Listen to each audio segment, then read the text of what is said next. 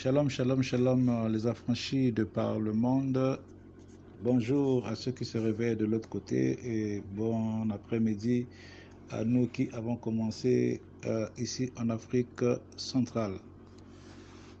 De la part de votre frère Gisela Elenga, nous voulons partager les temps d'édification. Soyez la lumière. Dieu d'Abraham, Dieu d'Isaac, Dieu de Jacob, Dieu de Zabatou, tu es le Dieu des affranchis. Toi qui as permis que nous puissions partager ce moment, tu nous accordes ta grâce afin que par des faibles mots, nous arrivions à expliquer des choses suffisamment élevées. Que ton nom soit béni. Au nom de Jésus-Christ, nous avons ainsi prié. Amen. Nous parlons toujours sur ce thème, les secrets des mains élevées, dans l'histoire de Moïse, Aaron et Our. Nous sommes dans Exode chapitre 17, versets 8 à 15. Nous lisons au nom du Seigneur. Amalek vint combattre Israël à Réphidim. Alors Moïse dit à Josué, choisis-nous des hommes. Sors et combat Amalek. Demain, je me tiendrai sur le sommet de la colline, la verge de Dieu dans ma main. Josué fit ce que lui avait dit Moïse pour combattre Amalek. Et Moïse, Aaron et Our montèrent au sommet de la colline. Lorsque Moïse éleva sa main, Israël était le plus fort. Et lorsque il baissait sa main, Amalek était le plus fort. Les mains de Moïse étant fatiguées, ils prirent une pierre qu'ils placèrent pour lui et il s'assit dessus. Alors Aaron et Hur soutenaient ses mains, l'un d'un côté et l'autre de l'autre. Et ses mains restèrent fermes jusqu'au coucher du soleil. Et Josué vainquit Amalek et son peuple au tranchant de l'épée. L'Éternel dit à Moïse, écris cela dans le livre, pour que le souvenir s'en conserve, et déclare à Josué que j'effacerai la mémoire d'Amalek le dessus des cieux. Moïse bâtit un autel et lui donna pour nom l'Éternel ma bannière, c'est-à-dire Jéhovah Nissi. Amen. Alors nous parlons sur ce thème, les secrets des mains levées, et en lisant ce paragraphe, ça nous met un peu froid au dos parce que il y a bien plus que les secrets des mains levées. C'est tout un enseignement prophétique, c'est toute une série de messages, d'enseignement et d'apprentissage. Hein, vraiment, j'ai eu le temps de parcourir, de lire, de réfléchir, de chercher. Je n'arrête pas de trouver et de creuser. Et nous disons ici que Amalek, d'abord c'est qui Amalek? La première question c'est qui Amalek? Amalek, d'après les recherches, est un descendant d'Ésaü. Ésaü, vous connaissez, le fils aîné, le frère aîné de Jacob. Jacob avait usurpé ou avait usurpé son pouvoir, son droit de naissance. Pas usurpé parce qu'il l'a vendu, il l'a acheté avec sa part. Ésaü a été tellement cupide et stupide qu'il a vendu son droit de naissance. Vous voyez, imaginez un peu comment Ésaü, bien que Jacob a tout fait pour régler le problème, il s'est humilié, mais dans l'histoire, ça reste humiliant pour les descendants d'Ésaü. La colère ne finira jamais parce qu'on va toujours accuser Jacob et sa descendance d'avoir volé la bénédiction de leur grand-père. Et donc, nous voyons dans une guerre, il y a ce qu'on appelle les causes directes et les causes indirectes, ou les causes lointaines, comme la Deuxième Guerre mondiale, il y avait des causes lointaines. Les causes lointaines parmi lesquelles, pour cette attaque de Amalek, je trouve qu'il y a quand même cette histoire de Ésaü. C'est la même chose qu'il y a aujourd'hui, la rivalité déclarée et non voulue entre l'islam et le christianisme. Et vous voyez que l'islam voit toujours tout ce qui est chrétien comme une menace, comme une injustice, parce que tous ont pour grand-père Abraham, et Abraham a eu premier fils Ismaël, qui n'a pas été doté de son droit de naissance. Par contre, Isaac qui est venu après, c'est à lui qu'on donnait la promesse. Ça ressemble un peu à l'histoire de Jacob et Ésaü, sauf que dans l'histoire de Ismaël et Isaac, c'est Dieu lui-même qui a tranché en faisant ce que Sarah avait demandé de chasser l'esclave et son enfant.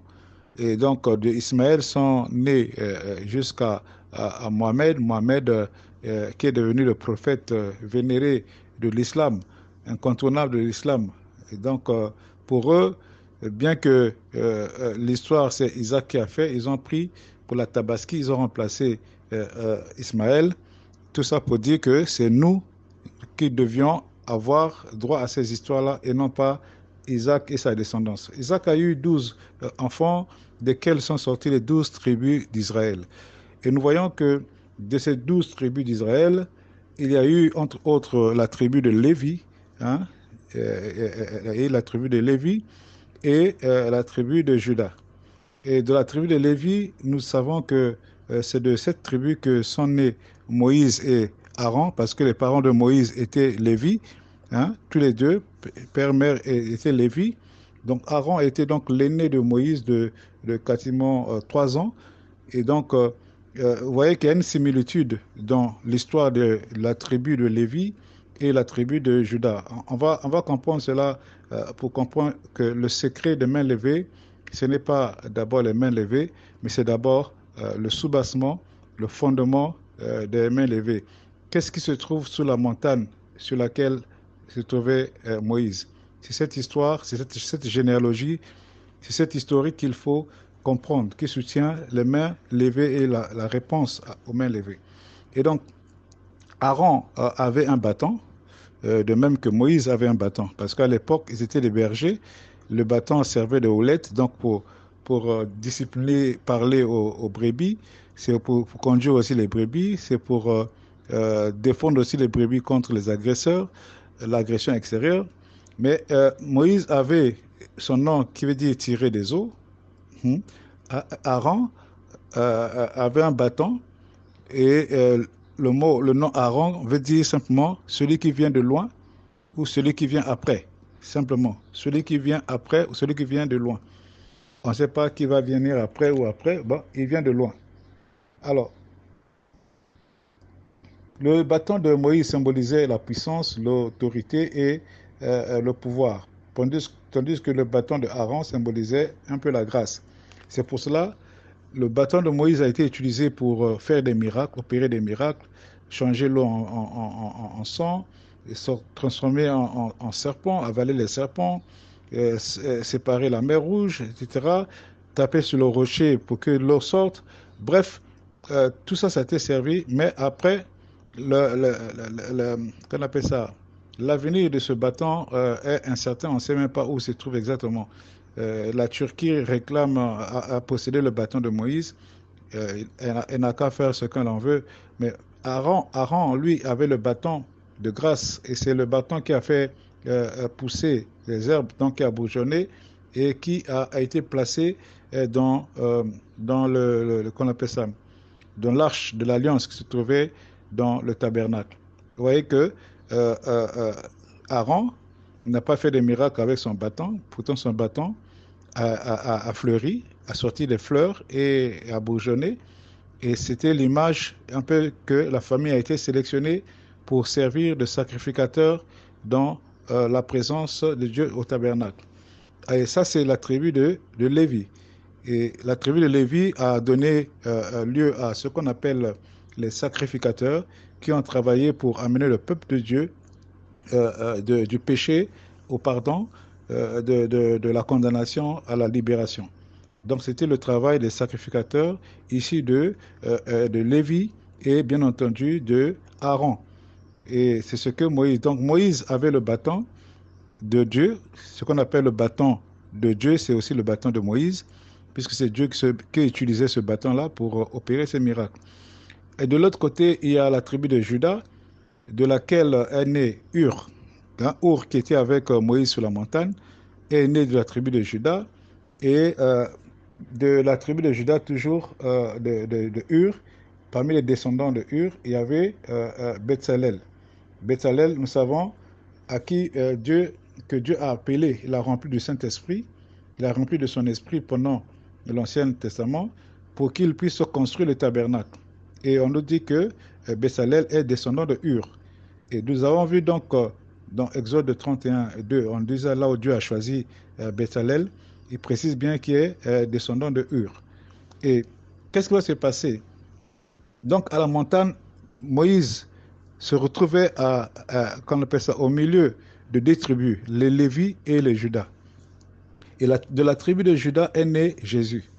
Et vous allez voir que finalement, sur la croix, à la colline là où Moïse était parti, Moïse était au milieu de deux testaments. Il avait la loi à côté, représentée par Aaron, et il avait la grâce à côté, représentée par Hur.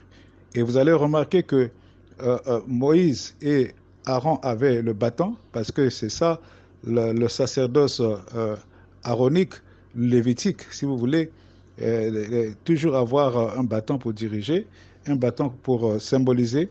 Dans le sacerdoce lévitique ou aaronique, tout était visible, tout était extérieur. Le pouvoir était dans la main de Moïse, mais il était extérieur. La puissance était dans la main de Moïse, mais elle était extérieure.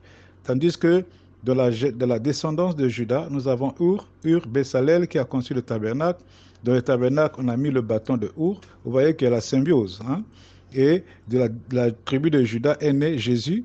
Jésus qui vient apporter le pouvoir, la puissance et la grâce, mais toutes ces choses ne sont plus visibles. On n'a plus besoin d'avoir un bâton en main pour avoir la puissance et pour avoir la symbiose avec Dieu. On a simplement besoin d'avoir Jésus, on a simplement besoin d'avoir le Saint-Esprit avec nous. Il est devenu intérieur, le pouvoir est intérieur. Nous naissons, nous devenons enfants de Dieu avec pouvoir et nous recevons la puissance lorsque le Saint-Esprit vient en nous, afin que ces choses-là, le bâton de Dieu qui était dans la main de Moïse, il est maintenant en nous. Alléluia. Il est maintenant en nous et nous sommes de Christ. Et nous voyons que l'histoire de Moïse montre une prophétie, une transition de deux temps, l'ancienne alliance et la nouvelle alliance. Nous voyons que l'élévation de Moïse sur la colline pour avoir la victoire est prophétique finalement. Avant d'arriver à élever la main, le peuple de Dieu a traversé la mer Rouge. Ils se retrouvent après des réclamations d'eau, il y avait soif, ils ont réclamé, ils ont regretté la bouffe et tout ce qui était en Égypte. Dieu a donné à manger, a donné à boire, et a fait dormir la manne, mais il les a emmenés de la montagne de Sion vers une autre montagne, finalement, où la colline, entre les deux collines, il y avait une vallée, et la vallée qu'on appelait Rephidim. Rephidim qui veut simplement dire lieu de repos. Donc finalement, le peuple a marché, a quitté l'esclavage, a traversé la mer Rouge, a marché, a eu les bénédictions, les grâces, le pain qui tombe du ciel, l'eau qui sort de rocher. Ils arrivent finalement à un lieu de repos. Et vous savez que quand on arrive à un lieu de repos, on baisse la garde. Hein? Quand on a un lieu de repos, on peut dormir, fermer les yeux, sans même se soucier que l'ennemi n'est pas loin. Et nous voyons que Jésus est venu nous apporter le temps de la grâce, mais il nous dit, soyez prudents comme des serpents. Je vous ai emmené dans le temps de repos, dans le temps de la grâce, mais soyez prudents comme des serpents parce que le diable rôde autour de vous.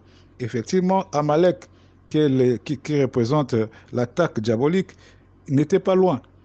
Pourquoi Amalek attaque Israël? Peut-être pour la première raison, nous avons dit les causes lointaines, la crise entre Ésaü et Jacob, ses ancêtres, le fait qu'on a usurpé leur bénédiction, ils se retrouvent comme une génération, une lignée abandonnée, rejetée. Et donc il y a cette haine-là, il y a cette haine viscérale, il y a cette colère, il y a cette jalousie qui mine cette population, qui dit on ne veut même pas entendre parler de la descendance de Jacob.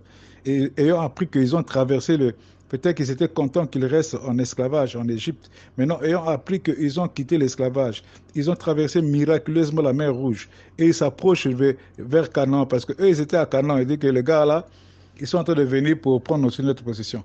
Ils ont fini de prendre le droit de naissance de notre grand-père. Maintenant, ils viennent prendre notre terre. Non, non, non, non. Là, on ne va pas laisser faire. Maintenant, comme ils ont marché, ils sont fatigués. De toute façon, c'est un peuple qui n'est pas habitué au combat.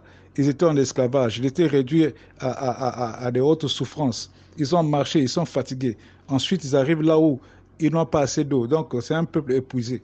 Bien-aimés dans le Seigneur, c'est lorsque nous sommes fatigués, c'est lorsque nous trouvons en insécurité, lorsque nous nous trouvons dans l'insatisfaction, lorsque nous nous trouvons dans le milieu de repos. On dit que bon, on a trop travaillé, je me repose un peu. On ne se repose pas dans le ministère. Quand on se repose, c'est là que le diable attaque. C'est là, lorsqu'on baisse la garde, le diable attaque. Et Amalek a senti que Israël était en position de faiblesse. Il n'est pas habitué à la savane, hein, à la savane, mais Amalek, c'est un peuple de la savane, un peuple qui est habitué à la falaise. Ils sont habitués à vivre dans ces conditions-là. Mais Israël n'est pas habitué à vivre dans ces conditions-là. Du coup, Amalek a un avantage sur Israël par rapport au milieu.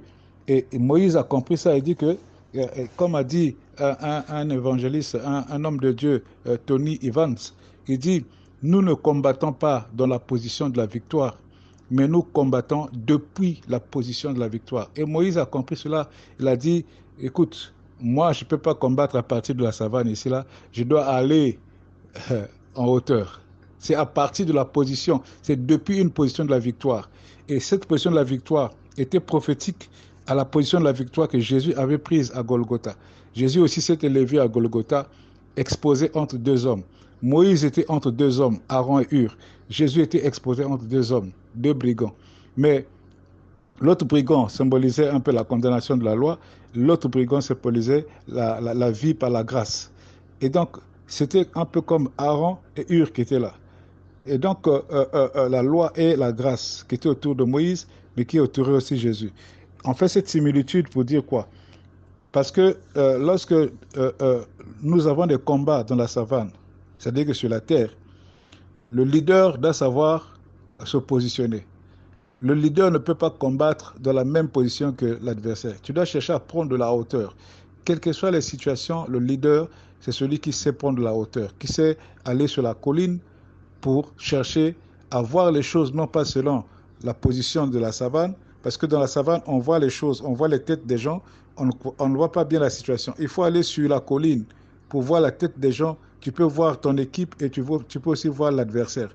Tu es dans la position de Dieu, la colline étant élevée entre le ciel et la terre. C'est une façon de dire que je me rapproche de Dieu, Seigneur, parce que seul je ne peux pas gagner ce combat, j'ai besoin de toi, je me rapproche de toi. Et ça, c'était parmi les étapes, les premières stratégies intelligentes de Moïse. Mais ça n'a pas suffi là. Avant d'aller lever les mains, Moïse a fait deux choses. Un, il a fait une organisation. Moïse a été doué dans une organisation spontanée. Un leader doit être capable de réagir devant une situation et réagir de façon sage et de façon efficace. Pas de façon efficiente, mais de façon efficace. Si c'était de façon efficace, il allait envoyer tout le peuple aller attaquer Amalek. Il a dit non, je vais faire de façon efficiente. Il dit Josué, c'est important pour le leader de savoir qui choisir, à qui confier telle mission. Si un leader te confie une tâche, t'appelle toi, même si tu n'es pas, Josué n'était pas habitué à conduire les gens au combat. Josué vient de l'Égypte, ils n'ont pas été exercés au combat, ils étaient exercés à l'esclavage, réduits à rien, comme un peuple, ils étaient des bergers. Ils n'étaient pas encore habitués au combat. Mais Moïse lui a fait confiance, il a vu son courage, il a vu sa détermination, il dit que je dois mettre à la tête de l'armée celui-là. Même s'il n'a pas l'expérience, même s'il n'a pas fait de cours bibliques, même s'il n'a pas été à l'école, c'est lui, il a le courage, il a tout ce qu'il faut pour mener le peuple à bien. Il dit choisis, moi je t'ai choisi par rapport à ce que je sais de toi. Toi aussi choisis des hommes, choisis pour nous des hommes que toi tu connais, en qui tu peux avoir aussi confiance. Parce que tu ne peux pas aller au combat avec des gens avec qui tu n'as pas confiance. Tu ne peux jamais gagner des victoires tant que tu es avec des gens, entouré des gens en qui tu n'as pas confiance. Tu dois être entouré des gens en qui tu as confiance et tu peux sortir, aller combattre, te mettre devant, sachant qu'eux aussi protègent tes arrières. Il dit, choisis pour nous les hommes, sors, combat Amalek. Demain, je me tiendrai sur le sommet de la colline. La verge de Dieu dans ma main, le bâton de Dieu dans ma main, le pouvoir de Dieu dans ma main. Et hier, c'était dans la main de Moïse. Aujourd'hui, ce n'est plus dans la main. Ce n'est plus dans ta main, bien-aimé. Le pouvoir est en toi. La puissance est en toi. La victoire est en toi. Nous ne combattons pas dans la position de la victoire, mais nous combattons depuis la position de la victoire. C'est-à-dire que nous, peuple chrétien aujourd'hui, si nous voulons combattre l'ennemi, nous ne combattons pas seulement à partir de la position de la victoire, c'est-à-dire que la terre, mais nous combattons depuis la position de la victoire, c'est-à-dire la colline, le Golgotha, là où Christ a remporté la victoire. Nous nous associons à Christ. Nous rappelons au diable tout ce que le Seigneur a fait sur la colline, sur la montagne de Golgotha. Le sang a coulé. La Bible dit qu'ils l'ont vaincu à cause du sang de l'agneau et à cause de la parole de leur témoignage. Notre mission, c'est de proclamer, de réitérer le pouvoir du sacrifice de Christ. Témoigner Christ. Dans ce témoignage, nous avons la victoire sur l'ennemi. Et lorsque Moïse élevait sa main, la Bible dit que ça c'est déjà un choix sur le meilleur. Il faut savoir choisir les gens qui vont combattre avec toi. Il faut savoir choisir par rapport à l'expérience. Savoir choisir le courage. On ne choisit pas des diplômes, il faut choisir le courage. Des gens qui sont courageux. Il y a des gens qui ont des diplômes mais ils ne sont pas courageux. Il y a des gens qui ont des diplômes mais ils n'ont pas l'expérience d'obéir. Là, on avait besoin de l'expérience dans l'obéissance et non pas l'expérience dans le combat. Moïse, Josué n'en avait pas. Il a envoyé quelqu'un qui est habitué à lui obéir fidèlement. Il faut envoyer des hommes fidèles. Jésus a dit, Paul a dit, trouvez ce que je vous confie, ce que vous avez entendu de moi, confiez-le à des hommes fidèles qui sont aussi capables de transmettre à d'autres. C'est ce que Moïse a enseigné ici. En choisissant Moïse, en disant, choisis toi aussi des hommes en qui tu as confiance et allez combattre Amalek. Avec quelle expérience, avec quel combat, avec quel instrument, avec quelle arme? Deuxième chose que Moïse a faite, c'était l'engagement. Il a pris l'engagement d'aller à la colline. Bien aimé, quand on prend l'engagement de faire quelque chose dans le combat, on doit tenir cet engagement. C'est pour ça que Moïse était piégé par son propre engagement. Il dit, Josué, va combattre. Il n'a pas dit que l'Éternel donnerait la victoire. Il dit, va combattre. Moi, je monterai sur la colline avec la verge de l'Éternel. C'est lui-même qui a dit, Dieu ne lui a pas demandé ça. Il est monté et Dieu a pris acte de son engagement. Il dit, ok, tant que toi, tu vas rester les mains levées comme tu as promis à Josué, Josué prend les risques pour toi sur la terre, toi aussi tu dois garder tes mains levées. Et Josué est en train de combattre, toi aussi tu dois lever les mains. Et heureusement, Moïse est un bon stratège, un bon prophète. Il a dit que je peux aller là-bas, je peux me fatiguer. Il a fait venir 2 personnes, un travail d'équipe. Il y a des choses, aujourd'hui, le monde travaille en équipe. Les chrétiens, les églises ont besoin de travailler en équipe. On ne peut plus vaincre, on ne peut plus réussir les choses seul. On n'a pas besoin d'être solitaire, on a besoin d'être solidaire. Hein? On a besoin, quand je serai fatigué, je vais être sûr qu'il y a quelqu'un à côté de moi qui va tenir ma main gauche, qui va tenir ma main droite, avec le bâton de Dieu de ma main. Mais aujourd'hui, nous n'allons pas élever le bâton de Dieu de la main, mais nous allons l'élever dans notre vie et offrir nos corps comme un sacrifice vivant, saint et agréable à l'Éternel. C'est en cela que nous prierons pour les gens sur le terrain et les gens auront la victoire. Prions pour les gens qui aient du travail, mais donnons-leur aussi des stratégies qu'ils aillent déposer le dossier. On ne peut pas prier pour que quelqu'un ait du travail et on ne lui demande pas d'aller déposer le dossier. C'est ce que Moïse a dit. Il dit, toi va combattre, moi je prie pour toi. Je ne peux pas prier qu'il y ait la victoire alors qu'il n'y a personne qui va affronter Amalek. Donc il faut qu'il y ait la chambre haute, mais qu'il y ait aussi des gens sur le terrain qui combattent. Tout le monde dans l'église ne doit pas être spirituel. Il y a des spirituels qui font la prière, il y a des non-spirituels qui font le travail non-spirituel. C'est-à-dire qu'il y a des spirituels qui prient pour qu'il y ait des financiers, mais il y a des financiers qui seront dans les banques en train de travailler pour compter l'argent.